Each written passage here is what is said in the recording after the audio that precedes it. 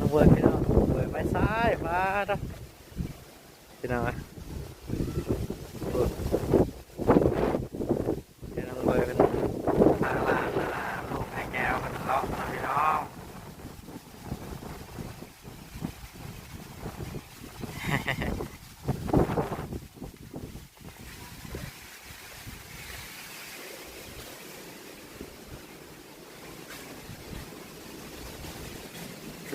สบายดีพี่น้อง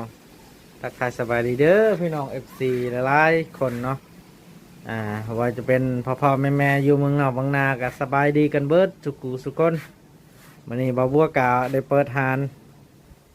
สมบูรณ์เป็นทีเรียบร้อยแล้วเด้อขอบใจหลายๆเด้อเนาะขอบใจพ่อแม่อยู่เมืองนอกเมืองนาที่คอยเป็นกำลังใจให้บ่าวบัวเด้อพี่น้องเอ้ยนี่หานก็ทั้งนอกก็เทพื้นเบิดพี่น้องเอ้ยทั้งในก็สะอาดเนาะนี่พี่น้องเนาะทั้งนี้กระเทกันเส้นพรมเรียบร้อยแล้วเนาะตอนนี้สั่งบัวเนาะหรือว่าบ่าวบัวยังสิหาเงินเนาะหาเงินสิซื้อตู้เย็นพี่น้องเนาะตู้แช่เอาไว้อยู่นี่เนาะเอาไว้ข้างๆอยู่นี่แหละมันบ่ถึกเส้นพรมดอกเนาะ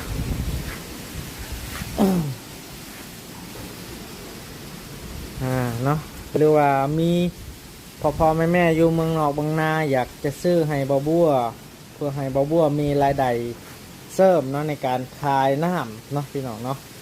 กะยินดีเด้อให้พี่น้องเลยวันนี้ก็ได้บ่าวบัวกะงบ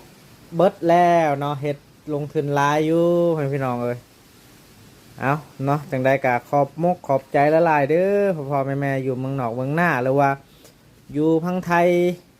แล้วก็ต่างประเทศเนาะพี่น้องพังลาวน้ำเนาะขอบใจละลายเด้อเนาะที่ติดตามกันเนาะนี่เส้นผมทางนี้มันโบปิวดอกเนาะเพราะว่าเบาบัวสีใดเอาไว้อยู่นี่เนาะตู้แช่เนาะตู้แช่กับประมาณอยู่2 ล้านกีบเนาะทางนี้เนาะเอาขอบใจละลายเด้อ